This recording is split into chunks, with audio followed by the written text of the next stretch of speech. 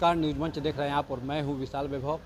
भारत के ऊर्जा मंत्री मनोहर लाल खट्टर जो है आज बिहार की राजधानी पटना पहुंचे हैं और इस दौरान जो है उनके कई कार्यक्रम भी जो है यहां पे आयोजित किए गए हैं। और एक जो है कार्यक्रम उनका जो है पावर प्लांट को लेकर था, जहां भारत जो बिहार में जो है न्यूक्लियर पावर प्लांट लगाने की जो है उन्होंने सहमति दी है। तो कहीं ना कहीं ये बिहार के लिए अब काफ़ी गर्व की बात है और उन्होंने स्पष्ट रूप से कहा कि अभी देश को और भी पावर की ज़रूरत है। तो क्या कुछ कहा है अपने इस कार्यक्रम में पटना पहुंचे भारत के ऊर्जा मंत्री मनोहर लाल खट्टर। आपको छोड़ जाते हैं तमाम दृश्य और प्रतिक्रियाओं के साथ। बने रहिए न्यूज मंच के साथ। न्यूज मंच के लिए प्रदीप कुमार के साथ विशाल वैभव, पटना।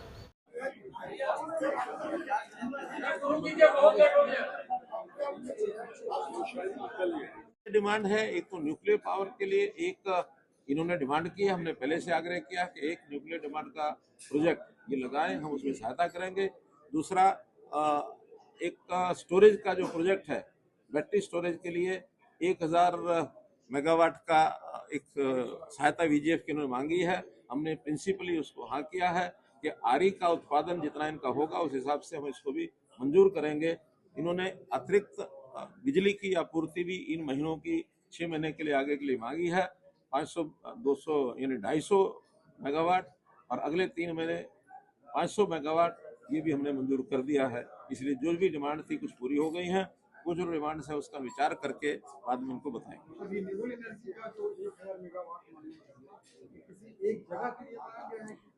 ये 1000 मेगावाट का स्टोरेज का एक, हाँ, स्टोरेज की कैपेसिटी जो ये बनाएंगे उसमें उनको वीजीएफ देंगे। 18 लाख रुपया पर मेगावाट के हिसाब से वीजीएफ का एक रेट होता है। 15 जिलों में नहीं है, ये तो एक जगह पावर की अपनी कैपेसिटी को बढ़ाने के लिए पूरे प्रदेश में पावर जहां सप्लाई करेंगे वो। धन्यवाद। धन्यवाद।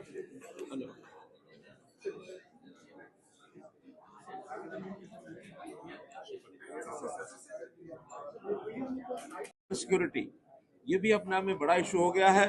तो साइबर सिक्योरिटी के नाते से सभी प्रदेशों में एक ट्रेंड स्टाफ ये नियुक्त करना और इसमें जो एक्सपर्ट हैं इस विधा के, उनके लिए उनके साथ बैठकर ट्रेनिंग कराना, ताकि साइबर यानी किसी प्रकार का कोई अटैक होता है, कोई उसके अंदर किसी प्रकार की टेक्नोलॉजी के माध्यम से कोई शरारतपूर्ण तरीके से कोई अटैक करते हैं, तो उसको हल करने के लिए भी सारी योजनाएं सब हमारी बनी हैं। पिछले दिनों में जब ऑपरेशन सिंदूर था, ऑपरेशन सिंदूर के समय हमारे जो विरोधी लोग थे उन्होंने ऐसी कोशिशें की, लेकिन सब कोशिशें जो है वो फेल कर दी गई। हमारा जो सिस्टम है वो इंटैक्ट रहा है, उसमें कहीं कोई कठिनाई नहीं आई है। आईलैंडिंग स्कीम नई स्कीम है। इसमें अगर कहीं कोई लोड के नाते से कहीं कम होता है, ज्यादा होता है, और ज्यादा लोड के कारण से अगर किसी एरिया में ट्रिपिंग होती है, तो पूरे एरिया को जिसमें लोड ज्यादा बढ़ता है उसको आइलैंड बना करके उसको सेपरेट करने का एक सिस्टम भी बनाया है, ताकि उसका असर बाकी कहीं भी और न जाए, तो छोटे स्थान पर भी आइलैंडिंग करके उसको उसकी डिमांड और सप्लाई को ठीक कंट्रोल किया जा सकता है। डिस्कॉम्स में बहुत से रिफॉर्म्स ये भी किए हैं। डिस्कॉम्स अपने आप में यानी अपने पैरों पर खड़ा हो, फाइनेंशियल वायबिलिटी उसकी बने।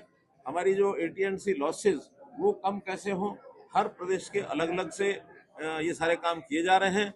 मैं विशेष तौर पर बिहार प्रदेश को इसमें बधाई देता हूं कि उन्होंने अपने आप में बहुत चीज़ों में तेजी से सुधार किया है, चाहे AT&C लॉसेज का हो, चाहे स्मार्ट मीटर का विषय। 80 लाख स्मार्ट मीटर्स इन्होंने यहाँ बिहार में लगाए हैं, अपने आप में एक रिकॉर्ड है। और भी जो बिहार बहुत पीछे पावर के मामले में माना जाता था, पिछले वर्षों के अंदर बहुत अच्छा काम करके बिहार जो है काफी आगे बढ़ा है। तो इन सब बातों को ध्यान में रखते हुए और आज इस बैठक के बाद इन प्रदेशों की जो भी कोई कठिनाइयां कमियां दूर होंगी, जो उन्होंने डिमांड्स रखी हैं, कहीं की पावर की जहाँ शॉर्टेज होती है, हमारा जो सेंट्रल कोटा होता है उसके अंदर से उनको पावर देते हैं।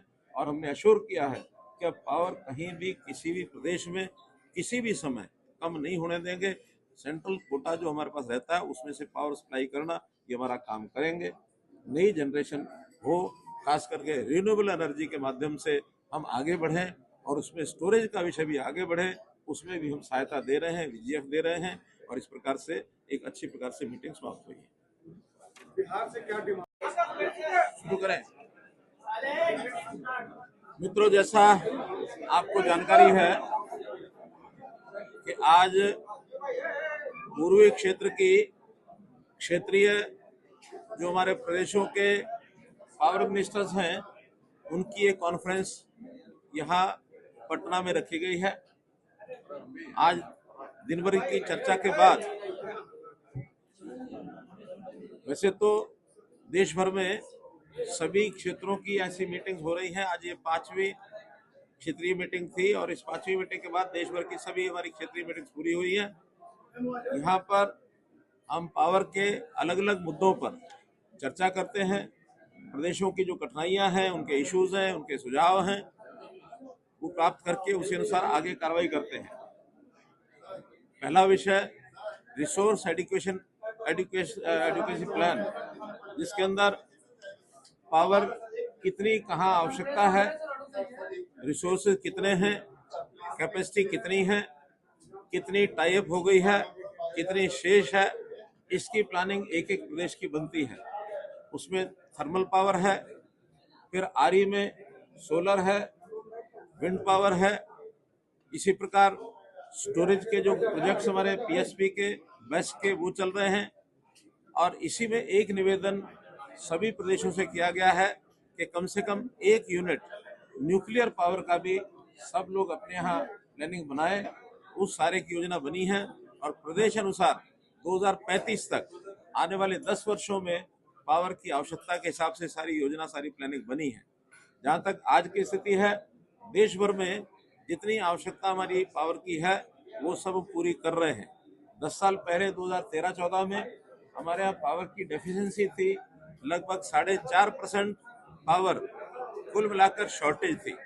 अपना देश पावर डेफिशिएंट देश के नाते से जाना जाता था। आज हम अपनी जरूरत को पूरा कर रहे हैं, बल्कि कुछ प्रदेशों में जैसा भूटान है, म्यांमार है, बांग्लादेश है, इन देशों को एक्सपोर्ट भी कर रहे हैं। नेपाल में आवश्यकता अनुसार इंपोर्ट करते हैं, एक्सपोर्ट करते हैं। तो इस प्रकार से अगर कहा जाए तो हम किसी एक लेवल तक पावर सरप्लस स्टेट भी हो गए हैं। आने वाले समय में हमारी पावर की और आवश्यकता बढ़ेगी।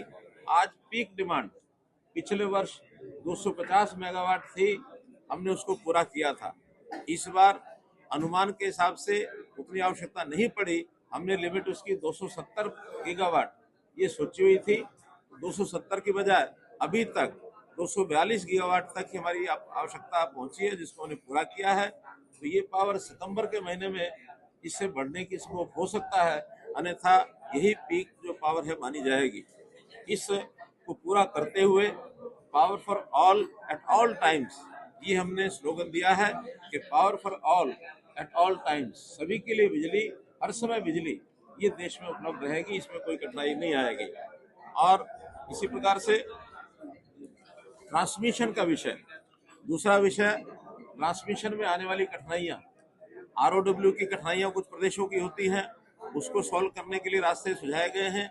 और फॉरेस्ट क्लियरेंसेस, ये भी कहीं कहीं अड़चन होती है, उसके लिए भी हम अपने वन विभाग के मंत्री उनसे बात करके जितने ऐसी कठिनाइयाँ हैं उनको सबको सॉल्व करने की और ये कोशिश करेंगे।